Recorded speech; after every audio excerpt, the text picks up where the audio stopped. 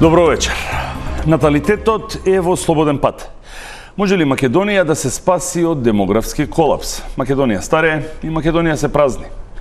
Во последните 15 години бројот на новородени деца во државата се намалил за 1/3 или во бројки преточено за дури 8.200 новороденчиња. Бројките покажуваат дека 10% од децата родени во последните 10 години ја напуштиле Македонија со нивните родители уште пред да се запишат во прво оделение. Општини со пад на наталитет од над 60%. Општини со алармантен тренд на едноцифрен број на раѓања годишно, покажува извештајот на статистика. Истокот на државата е критичен. Што значи ова за иднината на државата, за економијата и пазарот на труд, за креирањето на стратегии и политики? Кои се политиките кои ќе ја задржат младината и ќе ги мотивираат младите семејства да го сменат курсот од демографска зима кон стабилизација? Вечерва на овие теми и прашања ќе дебатирам со моите гости. Владко Ѓорчев, национален координатор за демографија. Добро вечер, добре дојдовте. Добро вечер, поздрав до вас и вашите гледачи. А во студиото е и Дончо Герасимовски, демограф и поранешен директор на Државниот завод за статистика. Добро вечер. Добро вечер, благодарам на поканата. Како што кажав и во најавата, бројките, извештајот на статистика јавно е достапен на Макстат базата и може да се види. Јас ги броев последните 15 години, за да може да добиеме поубав печаток. И што велат бројките? Бројките велат 2010 24.300 родени, 2024 14, односно 15 години подоцна 16.000. Имаме пад за 8.200. Ке почнам со вас, Ѓорчев, бидејќи вие сте и национален координатор. Како вие и како државата гледа на овој демографски пад? Дали ова како природен пад или дефиниран пад кон демографски колапс? 8.200 деца помалку е сериозно. Што мислите вие, кој е вашиот став во врска со ова? Кој може да... Каде треба да ги бараме причините? Мислам дека демографијата е клучно прашање за иднината на Македонија, затоа што човечките ресурси се најважни. Значи, живееме во време кога постојано се спомнуваат рудни богатства, рудни ресурси, енергетски ресурси, инфраструктурни предности и така натаму, но се е џабе ако нема луѓе. Најважни се човечките ресурси, а во тој дел Македонија изминативе 7 години доживеа една во европски рамки невидена катаклизма. Значи, ако ги погледнеме 20 години наназад, да речеме од 2006 до 2000, ако сакате од 2002 нааму, клучниот пресврт, негативен пресврт кој што се случува 2017 година со доаѓањето на Зоран Заев, СДСМ и останатите уништувачи на Македонија на власт. Во периодот, по бројки, од 2006 до 2016 година, Македонија е земја во која што меѓу ретките земји во Европа, единствена во Јужна Европа и од балканските земји, која што има раст на родени деца. Не многу, 2,3%. Значи, 2016 споредено? Да, апсолутно. Ќе ви кажам точно, ги знам сите бројки, не мора да ги проверувате, но може да ги проверите. Не, од 2006 не може. Се работи за следно, значи, на 15 септември тогаш дојде на влада на СДСМ и Бранко Црвенковски, тогаш имавме 26-27.000 родени деца, оставија 22.588. Значи имаме еден период на исклучително голем демографски пат од 2002 до 2006 година. Добро. 2006 година доаѓа влада на ВМРО ДПМН, се случува демографски пресврт и во тие 10 години, уште еднаш ке речем, имаме демографска стабилизација и повремено имаме и растови. Ке зборам подоцна малце повеќе за тоа. Но, после 2016 година, значи со доаѓањето на Зоран Заев на власт и останатите уништувачи на Македонија, на Македонија се случува демографска катаклизма, каква што немало во својата историја. Ако ги погледнете последниве 7 години, ако ја одземеме Украина, која што има најголем демографски пад во Европа, но Украина е во војна, нели има таму огромен број, има преку 10 милиони бегалци и така натаму и така натаму. Воени дејства, голем број, огромен број на загинати луѓе, мобилизирани луѓе и сето останато. Македонија демографски има најголем пад. Значи тој пад се движи околу 35 до 40%. Добро, значи нотиране, падот е од која референтна година се гледа. Значи оној период на демографска стабилизација на Македонија од 2006 до 2016 година е времето во кое што имаме од 22.566 родени деца 2006 на 23.002 во 2016 година. 16, еве го, да. После тоа почнува таа демографска катаклизма, значи после тоа паѓа 21.500, па после тоа иде на 20.000 и нешто, па иде на 19, така па се после бројките. тоа иде 18, па 17.600. Море, значи, тоа е поентата, нотирано и кај вас дека имаме тука више проблем, се јавува сериозен проблем. Мега проблем ја. Добро, ќе влеземе сега во проблемот, само да... Само да резимирам.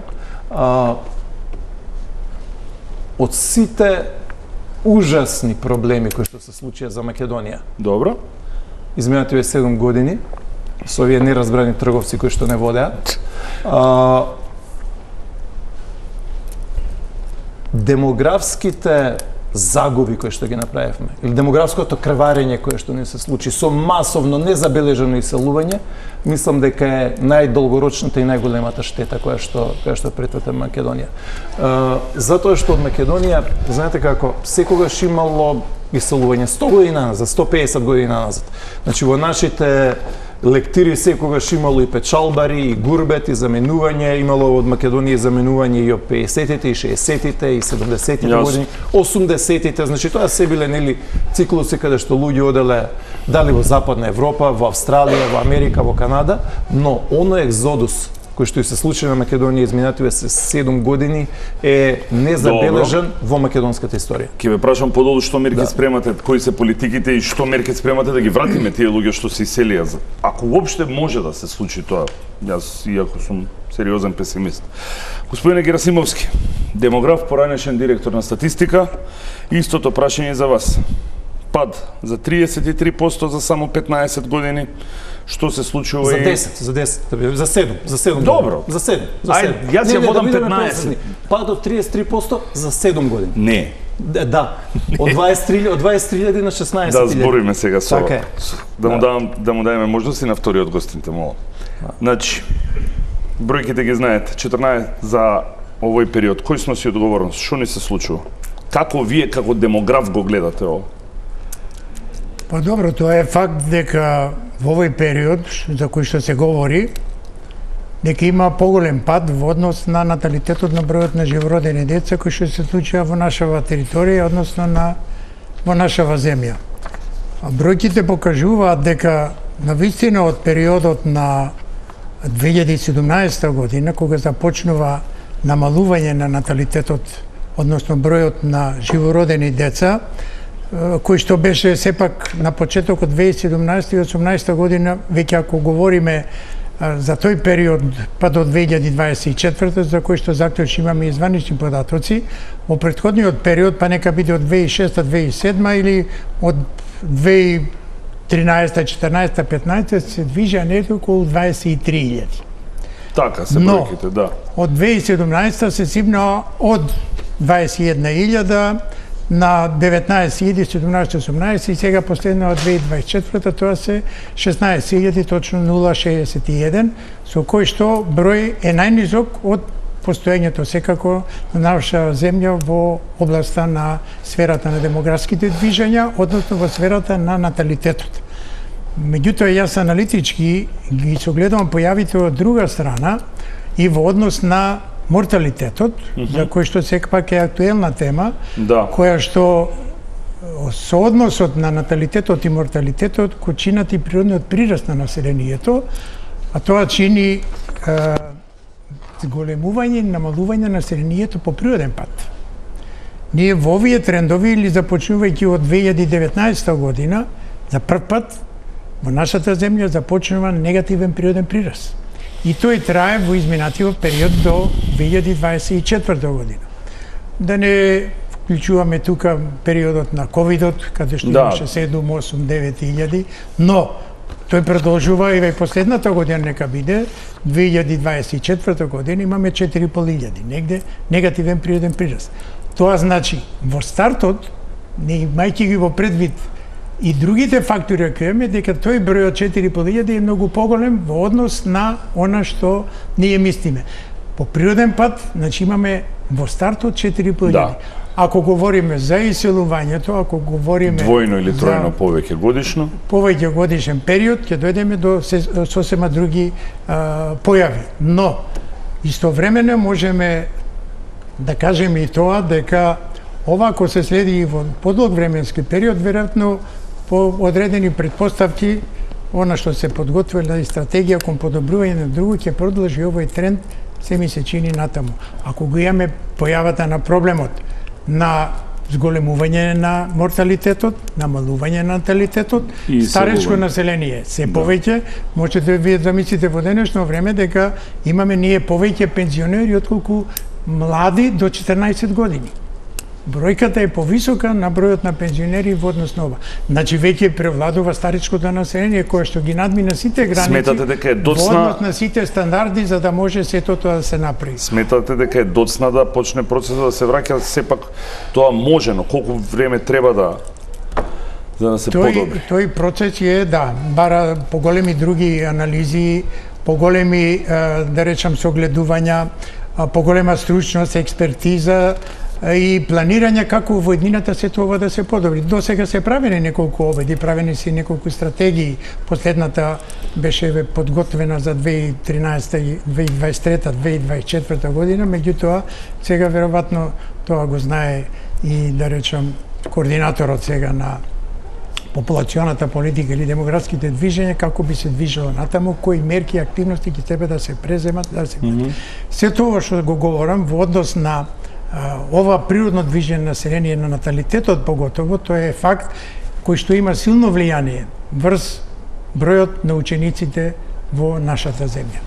Истовремено бројот на учениците од година во година се намалува, меѓутоа имаме периоди и таму каде што во одреден временски период кога иселувањата од земјата беа во поголем број, каде што имавме и по 5-6 илјади, да не речем годишно, не иселување, го намалување на број на ученици. Во одредени години од 2007 негде до 2013 година, каде што и тоа има силно влијание на зголемување на наталитетот. Зашто?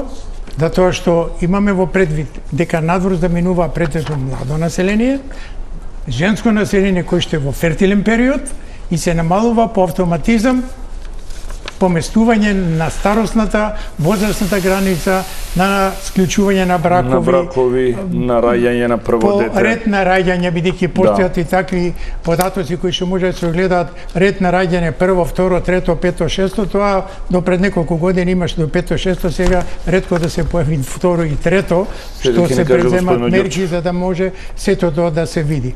Од тука произлегува дека навистина состојбата во однос на демографските движења на популационата политика е сериозно отворена за расправа кај нас. За жал, штета е за државата што немаме ние точни или прецизни податоци или било какви податоци внатре во земјава во однос на иселувањата надвор земјава.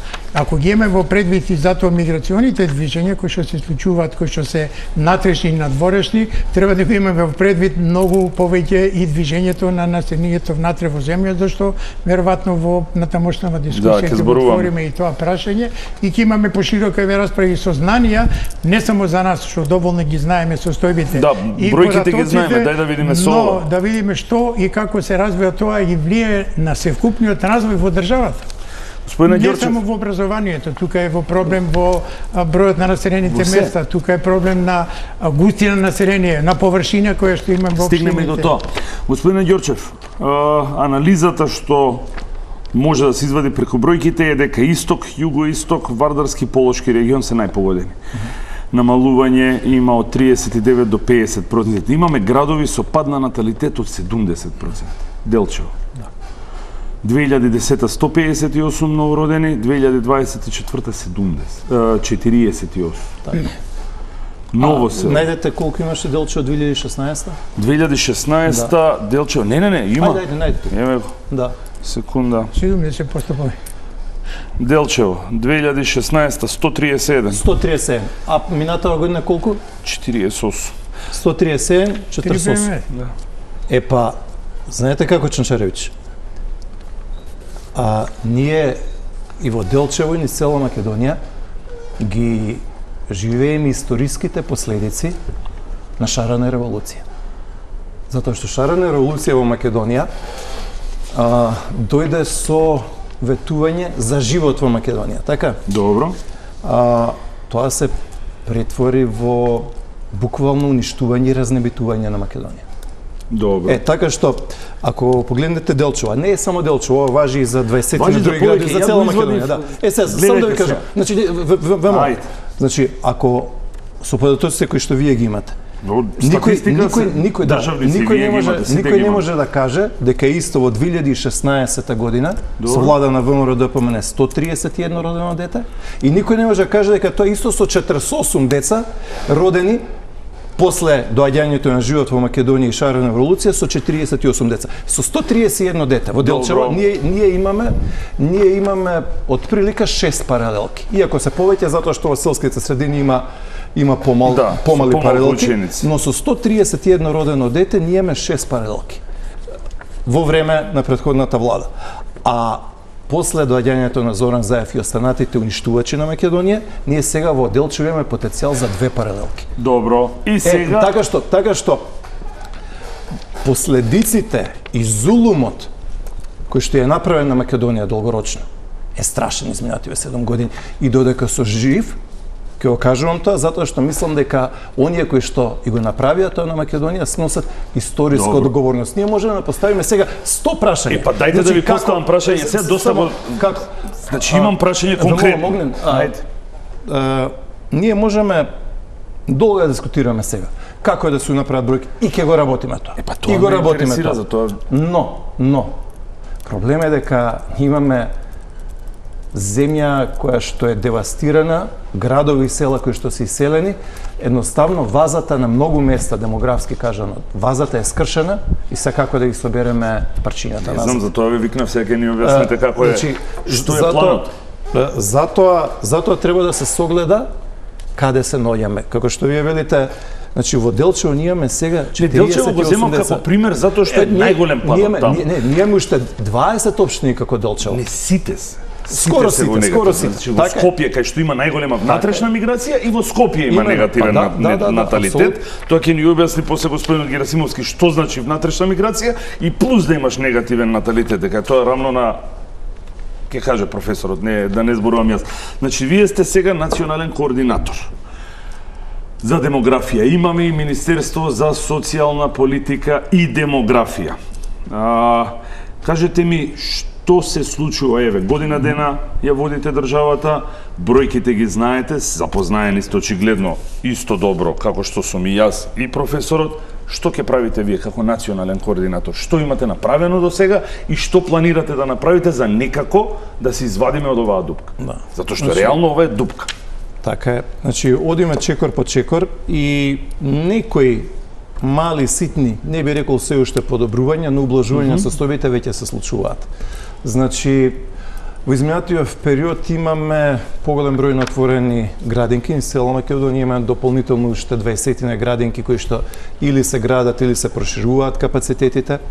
Имаме Македонија е сега во моментов држава во која што има најмногу инвестиции во целиот регион, на Балканот. Во првиот квартал Македонија има најголем раст, првиот квартал, тоа се првите 3 месеци, јануари, февруари, март. Македонија има најголем економски раст од сите земји од поранешна Југославија и околу на Балкан. Значи имаме поголем раст и од Србија, и од Албанија, и од Црна Гора, и од Косово, и од Босна и Херцеговина, земји кои што не можевме да сонуваме последниве 5 години, 6 или 7 да бидеме подобри од нив. Значи, ние дојдовме од ситуација во која што странски премиери, странски влади доаѓаа во Македонија да учат економија и да учат како да се привлекуваат странски инвестиции, до тоа да бидеме најлоши на Балканот. Сега сме повторно на добар пат и сме според економскиот раст во првиот квартал, најдобри. Понатаму во делот на наталитетот во првиот квартал имаме пад во бројот на новородени деца од околу 1%, но истовремено Србија има пад од 7%. Хрватска има пад од околу 4 до 5%. Бугарија исто така има голем пад. Балтичките земји во првиот квартал имаат падови, внимавајте, од 16, 17 и 18%. Германија има пад, и Словенија има пад. Огромни падови. Огромни, Германија има. Сега Македонија во првиот квартал 2025 година има меѓу помалите падови во Европа. Се надевам дека и работиме и посакуваме да го смениме тој тренд затоа што ни е потребно. Но со цела низа на мерки. Дел од мерките се подготвуваат, дел ќе бидат објавени, значи ги има во програмата, објавени се, комуницирани се. Дел од нив ќе бидат или се веќе воведени во првата година, во втората година, во третата година од мандатот, зависно колку што можеме да го направиме тоа со буџетот, но сакам да кажам дека Македонија се консолидира. Второ, имаме намалување на иселувањето и понатаму апсолутно имаме иселување, но го немаме екзодусот. Катаклизмата која што имавме 2021, 22, 23, 24 година. Значи по поголем број на индикатори, за дел ги чекаме уште и бројките, Македонија оваа година 2025 има значително, дури би рекол и 4 до 5 пати помало иселување од што 2022, 3 и 4 година. Имаме иселување, што еднаш ќе речам, но има индикатори преку кои што може тоа да се гледа. Проблемот што бројките доцнат. Сега тоа го разговаравме со професорот. Сега ќе излезат бројките за 2024. Да, ама не секаде е така. Секаде, значи видите ако видите побрзи сме од Евростат. Значи Евростат ги објави конечните бројки за 2023 година пред 3-4 месеци. Има прелиминарни бројки, значи во статистиката работите се инертни. Значи да, има прелиминарни податоци во јануари, но во сите заводи на статистика бројките конечни излегуваат јуни, јули, некаде и август. Идеме со вас, професоре. Рековте дека тука сме негде на граница на демографска обновливост, можеби ќе успеат, можеби ќе успееме, може нема да успееме. Имаме огромна разлика во наталитетот меѓу урбани и рурални средини. Имаме негативен наталитет во Скопје, каде што има природна миграција. Тоа што ви најавив дека ќе ве прашам, што значи тоа за вас како демограф? Како вие го толкувате? Како ја објаснувате разликата во наталитетот меѓу урбаните и руралните општини и што значи тоа за вас кога во Скопје ќе видите дека има минус 14 наталитет? Добро е, меѓу основните индикатори или она што треба да се согледа во севкупната анализа, бидејќи има широк спектар на индикатори кои што треба да се укомпонираат, да се согледа севкупната состојба. Јас веќе напоменав, треба да се види состојбата на ниво на држава, да се види состојбата на ниво на региони, да се види состојбата на ниво на општини, да се види состојбата на ниво дури на населени места. Да. Од она што се намалува или што се зголемува во однос на сето ово има големо влијание на трешните миграции во однос на намалување на населението во руралните средини или во селските населени места, така наречено, од аспект дека тие се повеќе се празнат или се повеќе се раселуваат или се повеќе одумираат. Јасно. До сега има негде околу 205 тотално населени места. Згаснати. Згаснати, за разлика од поедини општини каде што има многу и раселени, меѓу нив Предначи, Кавадрци, Валандово, Радовиш, Штип и така натаму, но во дел од нив што не се срамнети, да не речам, има објекти негде околу вкупно во државава има околу 2500 станови кои што се во раселените места. Се иселиле, меѓутоа сепак некои се пролет се враќали било како што оди. Но за жал во поедини општини превладува многу градското население, каде што со руралните средини се напушта прво обработлива површина. Земјоделството што викаме пропаѓа таму. Од една страна, од друга страна. Увезуваме храна. Мора како индикатор некогаш да го земеме и секогаш да потенцираме што е и карактеристично од сето тоа. Да. Го наведувам постојано. Од градско и останато население, примерно во државава општина Штип, градот Штип има 93,6% градско население, 42 месечини населени места. Тие во 42 населени места, значи тоа е... Живеат само 7%. Рачунајте колку се те стенести, 7, сега се и 6% дали се и така натаму, бидејќи ова се веќе изминати. Така да, ако ја земете површината, пак на општините кои што имаме општини кои што се второ, трето, четврто место, да речам Новаци, Македонски Брод, кои што има веќе 5, 6, 7 илјади жители со 20-30-50 населени места, пример има Македонски Брод. Која територија, ова има силно влијание врз рамномерниот развој во државата од една страна и врз територијалната распределба. Однам веќе напомнавте и веќе се спомна во однос на поедини општини или региони. Вие земете во овие 4 региони, каде што се Вардарскиот е најкарактеристичен, потоа источниот, југоисточниот и пелагонискиот, карактеристичен првиве 3 поготово во однос на намалување на се она што е како појава. Во однос на природен прирост или намалување на населението, наталитетот бил секогаш во некои рамки, меѓутоа и морталитетот е тој кој што држи една констанца. Но, во сето тоа е, од она што се спомнува како такво, ние имаме веќе повеќе од 25 години, од 2000-та година негде навака, во 11 општини, во источниот регион, Кој е најпогоден според бројките? Кој е најпогоден од 11 општини, сите 11 се во негатива. Во Пелагонискиот исто така, во Вардарскиот источок на општина Чашка, друго е се во негатива. Од бројките што ги гледам, општини кои што се во негатива. Од бројките што ги гледам, господин Герасимовски, сите општини се во негатив. Нема ни една во позитив. Од она што ме прашавте за дури и тие што има, се извинувам, природен плюс, како Шуто, Ризарија, Рачиново, кои што бележеа плюсови, повторно се во минус, барем последните 3 години. Натежните миграции вршат одредени дополнувања и изголемување на бројот на цените. Конкретно прашавте од Скопје. Вие како да ги анализирате податоците во однос на природен прирост, во однос на наталитет и морталитет? Скопските општини поголеми, и Карпуш и Кисела вода. Па тие се 2 децении скоро по природен прирост негативни. А има зголемување од натрешните миграции на население. Тоа што говори? Тоа говори дека нешто треба да се превземе во таа насока од она што се спремали и се подготвува. Бидејќи да не е целта на иселувањето не само од земјава, него и на иселувањето од натрешноста на земјава. Затоа велам, во однос на градско население и останато население, во однос на површина што го имаат ова, во однос на обработливи површини кои што не се користат. Значи, се запоставуваат одредени сегменти на стопанскиот развој, економскиот развој на државата од аспект на немање на доволно кадар. Вие како и да земете, јас да речам во спортски шаргон, предмногу зборевме бидејќи сум вклучен во асоцијации на Фудбалска федерација. Деновиве 2 месеци одев по терените да видам каква е состојба држава. Прашувам зашто нема една општинска лига. Нема никој вика во село. Кој да игра. Во градовите има младински екипи и тоа превише, да не речам сите се веќе активирани, но се укинува нешто одумира кое што не постои како такво за да може да се најде.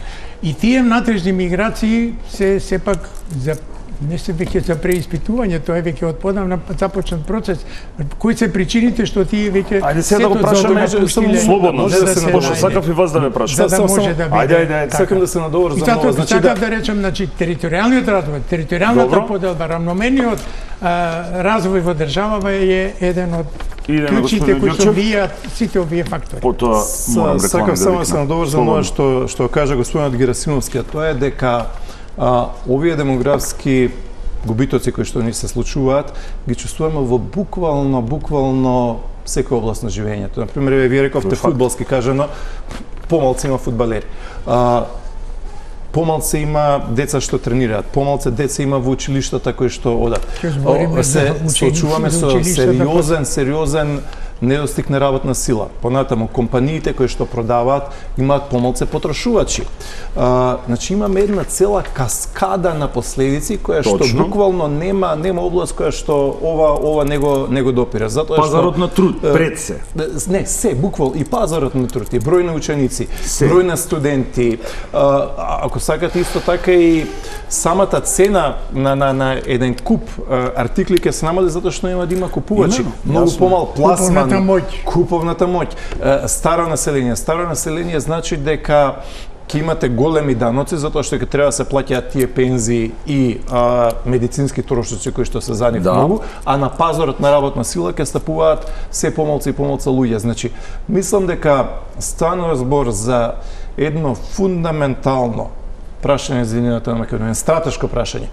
Ја мислам дека тоа е од национална безбедност прашање. Од секој аспект, значи јас 20 години за тебе зборувам за демографија, пред 10 години, пред 15 години дел сериозно го земаат тоа, дел се подбиваа, дел превртуваа очи. Сега многу луѓе ми велат и ми доаѓаат Вотко, времето те потврди.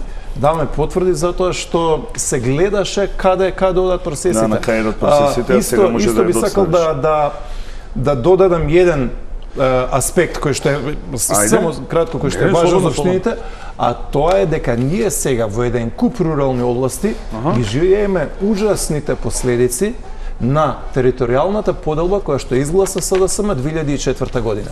2004 година СДСМ за да добие председателски избори во втор круг поддршка укина 35 општини цела Македонија. Сега кога го спомнуваме македонски брод, ние имаме последицата на укинување на општина Самоков. Имаме укинување на општина Чешиново, имаме укинување на општина Мешеишта, укинување на општина Конопиште. И тоа е еден од многуте, не е тоа единствен фактор, но тоа е еден од многуте, секако дека не е клучен. Апсолутно е фактор, но тоа е еден од многуте фактори зошто во руралните области имаме ова што не се случува сега. Значи, сакам да кажам дека демографските движења треба да се гледаат на долг рок, дека мораме да размислуваме не само за наредните година, 2 или 3, или како што размислуваше СДСМ за втор круг на председателски избори, туку мораме да размислуваме за наредните 20 години и наредните 30 години. Добро. Тоа го прават одговорните држави. Сега одиме со реклами, а потоа се враќаме да провериме и само со бројот на запишани, значи што се случува и со образованието и потоа со мерките да видиме што прво може да очекуваме од владата. Одиме со реклами.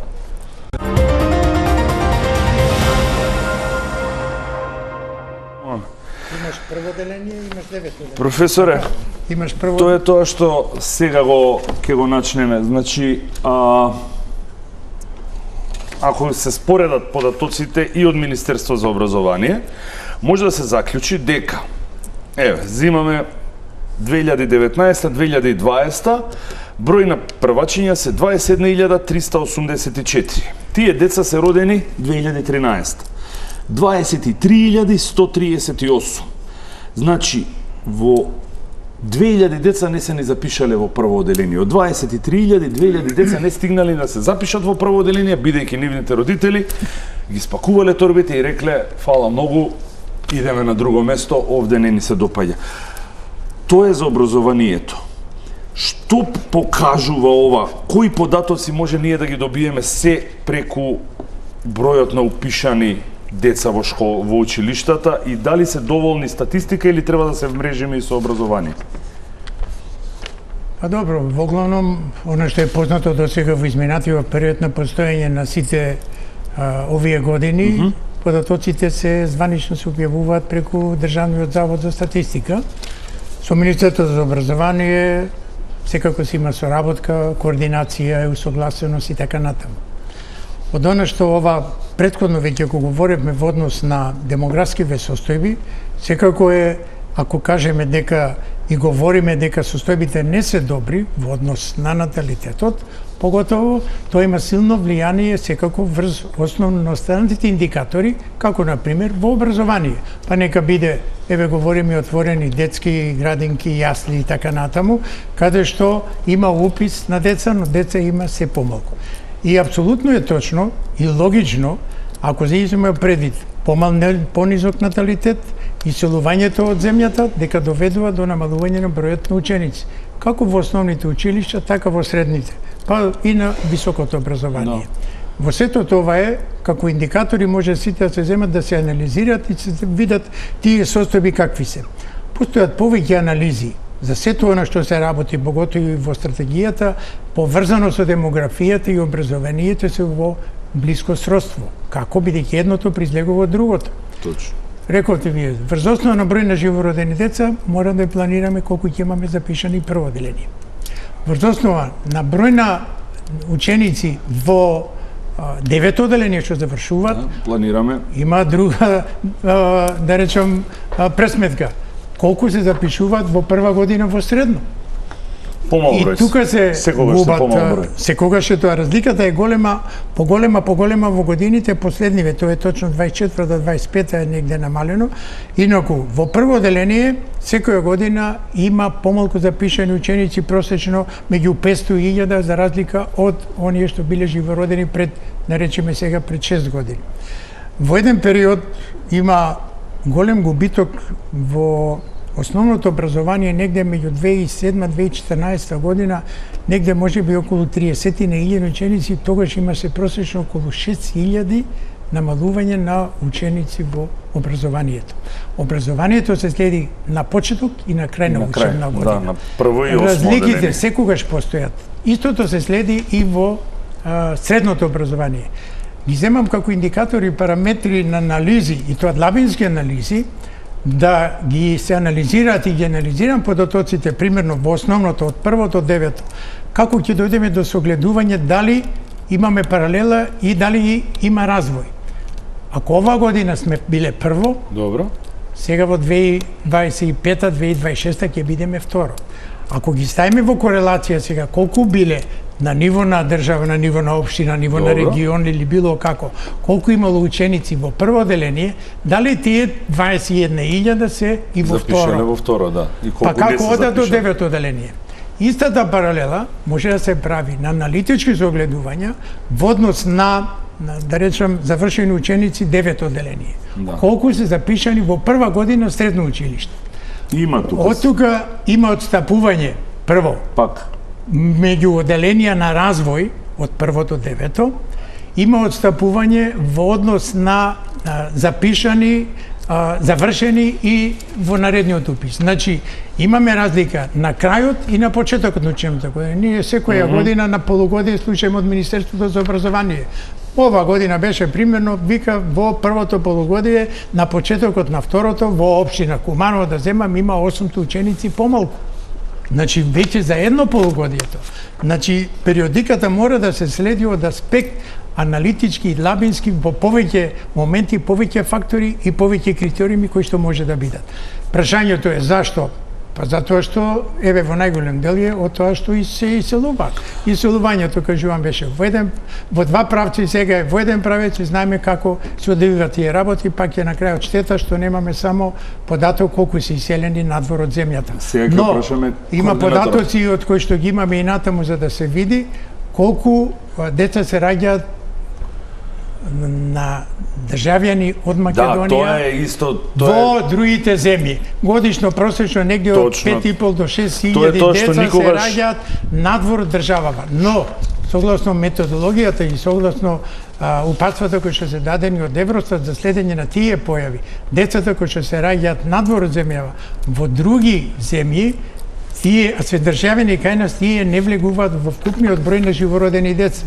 И затоа бројката во еден период кога беше прелаз на промена на таа методологија, дојде до големи отстапувања на 5-6 оние што беа на почетокот кога се почна 99-4-95 со таа примена методологија, тогаш се појави и она што има одскок на бројот на живородени деца, бидејќи тие веќе беа вклучени надвор. Тоа е познато. И тој што го следи и тоа го има, може да најде. Но во сето ова е пак голема друга разликата. Спомнавме некој држави, ќе земеме Словенија, да се префрлам на средното иста појава, меѓутоа и уписот на факултетите кои што ги имаме. Ние годишно негде, според одредени показатели кои што ги има, околу 1500 студенти се запишуваат од Македонија во Словенија. Да. И тие податоци, тоа е силно влијание на бројот на студенти во нашата земја. Да не говориме Во сферата на образованието до крај да завршам, со бројот пак на дипломирани студенти во изминативе години, каде што бројот е зголем, поготово 2003-2004, бројот на магистри и специјализанти и бројот на доктори на науки. Тие бројки се фрапантни во однос на зголемувањето. Ви имате просечно годишно меѓу 1800 и 2000 магистри или специјализанти. Имате околу 200, 180 до 200 доктори на науки годишно. Меѓутоа, за жал, бројот на приватните факултети, бројот на квалитетот, бројот на ова влијае на дипломирањето, да се прават стратегии од надлежните министерства и институции, бидејќи сето ова е добро познати во стратегијата што се работи и така натаму, дека е од аспект дека сите овие елементи, сите овие индикатори, сите овие податоци кои што ги имаме се во функција на власта, односно во државата на надлежните министерства кои што ги има и кои што треба индиректно, поготово во време на дигитализација, на современо работење, со размена на податоци, да не говориме што и како е. Господине Ѓорчев, што е стратегијата? Кажете ми како планирате? Што е првото што ќе го чуеме од вас како координатори или од владата или од Министерството за социјална политика? Што планирате да превземете за да се стопира ова? Рековте да, има некој подобрување, се уште е лошо. Како? Како ќе ги натераме младите? Ќе ги натераме, не може да ги натераме, лошо се изразив. Како ќе им обезбедиме на младите сигурност да се чувствуваат доволно безбедни за да може да основаат семејство? Што планирате да направите вие? Веќе од добро дело тие работи веќе се прават. Значи, Македонија е повторна земја која што има најголеми странски инвестиции во регионот. И по глава на жител, и по број на влезни инвестиции, така што со тоа директно го намалуваме иселувањето. По поголем број на индикатори, оваа година имаме значително намалување на иселувањето. Имаме се уште иселување, да нема дилеми околу тоа, но на екзодус и катаклизма која што имавме пред 2-3 години веќе не се случува. Но колку луѓе има? Имаме бројки? Многу е тешко да се следи иселувањето на светско ниво. Значи, знаете, имате скандинавски држави, тешко може тоа да го следат, што имаат педантна, детална и вековна, би рекол, дури и статистика. Но по поголем број на индикатори, мислам дека тоа е господин Герасимовски огледа, ни се намалува иселувањето, уште повеќе треба да направиме. Второ, например, ние 6-7 години наназад децава немаа на 1 септември книги на клупите. Ние оваа година на 1 септември, иако владата беше формирана во јули, на 1 септември децата добија учебници. Ај вака, се зборуваме може да имаме наталитет. Значи, секунда, дај да се задржиме на наталитетот. Мене тоа ме интересира.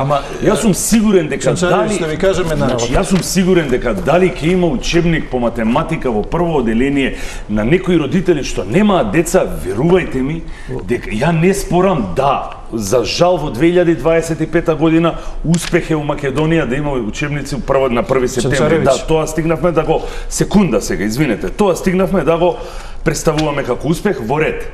Се слагам со вас, еве и тоа е битно. Ве прашува, значи наталитетот не е паднат. Еве вие сте координатор. Кои се чекорите што ги направивте до сега? Чанчаревич, ќе кажеме, значи ако вие поставувате 2 минути прашање, дајте ми мене 30 секунди да одговорам. Ајде.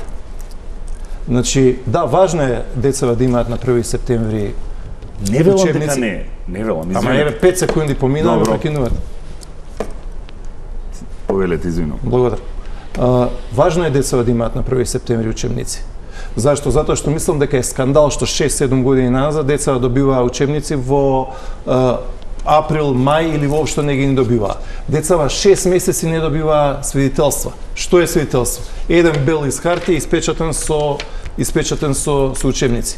Имавме фијаско со издавање на лични карти, фијаско со издавање на пасоши, фијаско со издавање на сите можни документи. Тие работи, сега да, брзо се навикнавме и одеднаш, да, нормализирано е, подобрено. Па не е мала работа, не се случи тоа случајно. Не случајно во Македонија дојдоа милиарди евра странски инвестиции. Не случајно Македонија има најголем економски раст во првиот квартал, а бевме најлоши.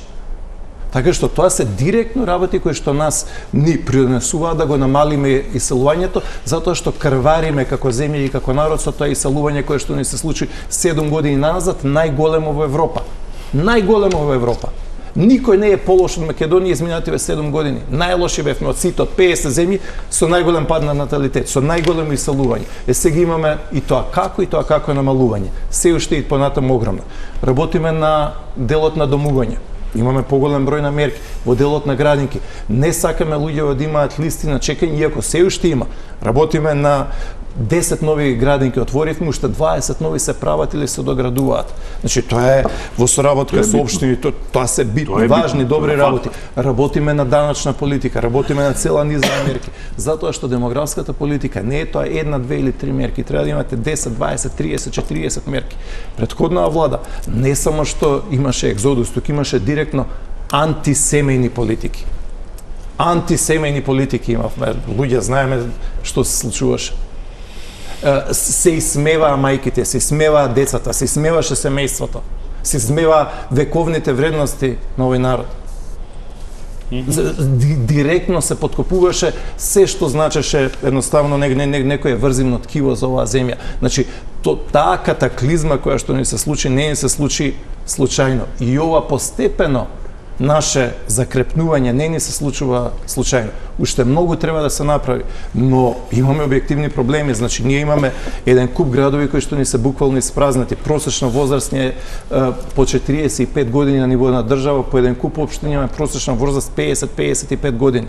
И сега, кој е тој кој што ќе може во некое село каде што просечна возраст е 65 или 70 години да вети или да каже демографска ревитализација? Имате ли план некако да ги враќате? Од прилика, се сигурно не ги знаеме сите што емигрирале од државата, него како би ги привлекле да се вратат назад? Еве тие млади што отидоа, некако да се вратат назад за да го основаат семејството. Работиме и ќе работиме на тоа, но тука има две работи. Значи да, апсолутно, ќе има повеќе понуди, ќе има програми кои што се однесуваат особено на руралните области, ги поддржуваме општините, значи во општините се инвестираше изминативе години, изминативе месеци многу им се даде на општините за како поддршка за функционирање, да имаат инфраструктурни проекти, но има тука две работи. Значи, еве ако погледнете една земја која што има например фокусирана поддршка на општина кај што сметате дека е најкритично или ќе биде регионски, буквално на сите, значи колку е подобро за сите, толку и државата ќе оди напред. Еден пример кој што е малце обесхрабрувачки, на пример еве Ирска. Ирска е земја која што има најголема диаспора на светот. Значи Ирска има некаде околу 5 милиони жители, и само во Соединените Американски држави имате околу 43 милиони луѓе кои што имаат ирско потекло. 43 милиони. Во Канада има 2-3 милиони луѓе, во Австралија има 2-3 милиони луѓе, во Велика Британија имаат 2-3 милиони луѓе, само во Лондон имаат околу 1 милион луѓе кои што имаат минато од Ирска. Ирска има БДП пер капита $80,000. Од нивната диаспора, Ирска, која што е во САД, во Канада, во Австралија, во Нов Зеланд и во Велика Британија, никој не е асимилиран затоа што англиски зборуваат. Во Ирска се седиштата на најголемите мултинационални компании за Европа, значи Microsoft, компјутерски компании, софтверски компании, осигурителни компании и така натаму и така натаму. Многу малце се врати. Многу малце. Значи Полска тоа го работи со нивната диаспора, многу тешко им оди. Значи враќањето е во промили. Италија имате околу 15 милиони луѓе имате кои што, например, само во САД кои што имаат италијанско потекло. Значи ги гледате од Ал Пачино, Френк Синатра, Роберт Де Ниро и така натаму. Значи зборуваме за милиони и милиони луѓе. Италија која што има БДП по жител од околу $50,000, многу тешко успеваат да ги вратат своите иселени. Но нема да се откажеме. Ќе се обидеме да ги вратиме, не може некој да вети и да каже ќе ги вратиме луѓето, ќе ги вратиме младите. Тоа Зоран Заев го ветуваше, заврши со екзодусот до историски размери од Македонија, но работиме интензивно на создавање на услови во Македонија, да го колку толку намалиме, веќе го намалуваме иселувањето, не можеме да го запреме и да го зголемиме фертилитетот и наталитетот. Извинете, мора со реклами, држете реченицата веднаш штом се вратиме од реклами.